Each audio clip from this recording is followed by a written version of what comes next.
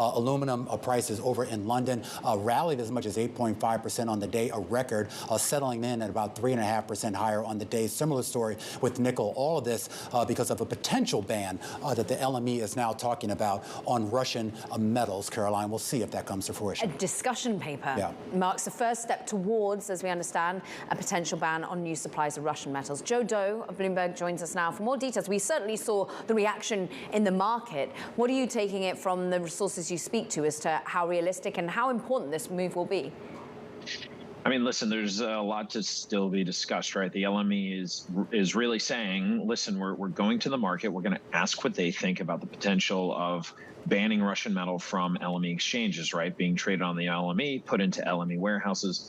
I'm currently at an industry conference, aluminum industry conference here in Washington, D.C., focused on the U.S.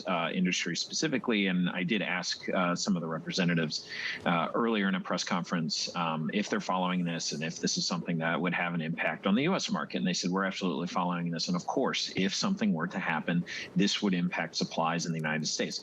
I mean, listen, Russia is the second largest producing country of aluminum in the world. We don't get primary specifically from Russia, but we do get a lot of billet. It is a significant part of the market, and it is something that many consumers here care about. So I think people are following it, but listen, there's still a long way to go. The important part here is this is a change of tone by the LME. They have been telling the market for over 6 months, we are not going to ban Russian metal.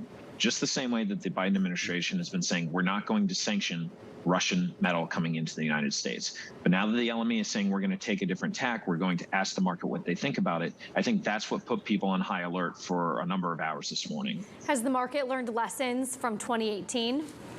Yeah, I think that's right. They definitely have. In 2018, of course, Oleg Deripaska was part of the Russian sanctions that the Trump administration had put on. Oleg Deripaska effectively owned the biggest aluminum producer in Russia. When that happened, the market went crazy. I mean, we had a few days there where, I mean, I was traveling across the country to scrap metal conferences just to ask people how worried they were about this, and they were terrified. Of course, the Trump administration ended up going through a series of discussions through the Treasury Department to allay these fears for the market, but it was significant. And I mean, listen, if you're suddenly banning Russian metal, it is a question not only for the United States, but globally. And I think that's why the LME at least is going out there saying, let's talk to the major players first and see what they think about this. But hey, if it happens, I do think there are some major decisions that suppliers and consumers are going to have to consider.